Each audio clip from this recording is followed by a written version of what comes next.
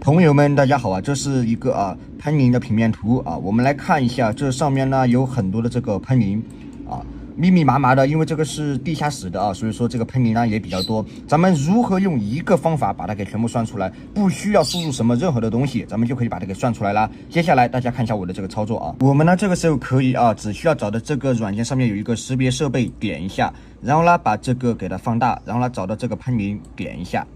点一下了，然后这就 OK 了。来，我们看一下，有多少个1458个。你看，这上面呢也就全部算出来了，非常的快捷啊。这个呢也就是最简单的方法。当然了，咱们还可以看一下它的这个三维啊，咱们双击一下啊，这就好了。咱们可以一键生成啊，非常的方便。